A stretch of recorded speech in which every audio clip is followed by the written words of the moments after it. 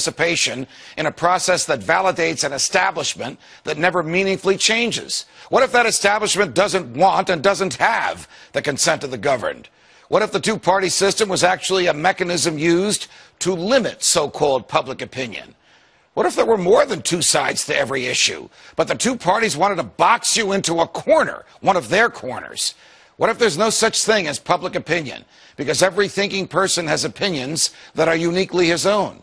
What if what we call public opinion was just a manufactured narrative that makes it easier to convince people that if their views are different, then there's something wrong with that, or there's something wrong with them?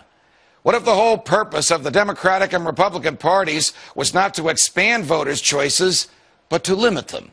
What if the widely perceived differences between the two parties was just an illusion?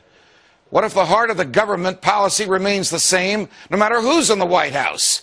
What if the heart of government policy remains the same no matter what the people want?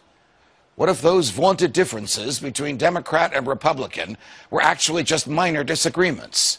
What if both parties just want power and are willing to have young people fight meaningless wars in order to enhance that power? What if both parties continue to fight the war on drugs just to give bureaucrats and cops bigger budgets and more jobs? What if government policies didn't change when government leaders did?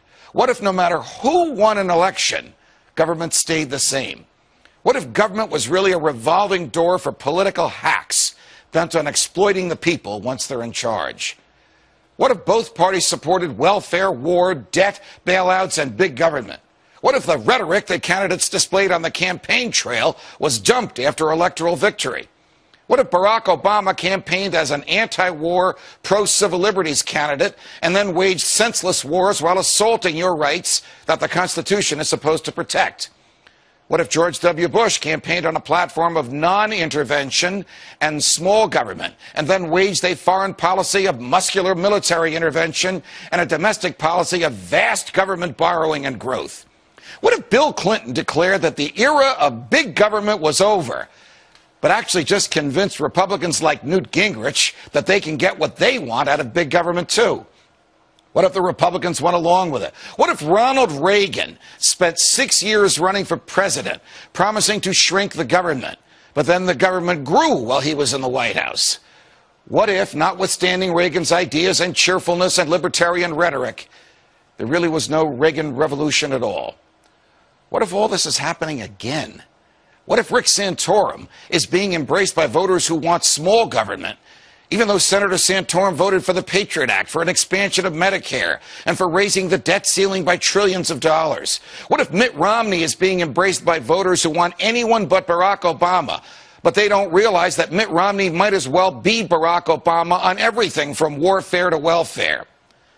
What if Ron Paul is being ignored by the media, not because, as it claims, he's unappealing or unelectable, but because he doesn't fit into the pre-manufactured public opinion mold used by the establishment to pigeonhole the electorate and create the so-called narrative that drives media coverage of elections?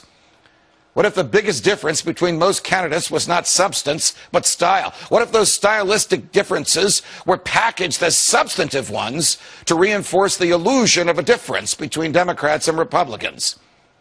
What if Mitt Romney wins and ends up continuing most of the same policies that Barack Obama promoted? What if Barack Obama's policies, too, are merely extensions of those from George W. Bush? What if a government that manipulated us could be fired? What if a government that lacked the true and knowing consent of the governed could be dismissed? What if it were possible to have a real game changer? What if we need a Ron Paul to preserve and protect our freedoms from the government? What if we could make elections matter again?